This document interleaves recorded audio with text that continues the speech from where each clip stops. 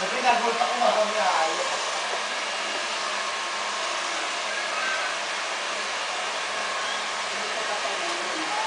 Ano? Hindi na po. May na po. Gasap! Kaya kayo pagpausan eh. Ano naman yung tsura mo? Magpuli ka. Magpuli ka ng buhok mo. Magpuli ka. Kaya bumabaho ang batok mo.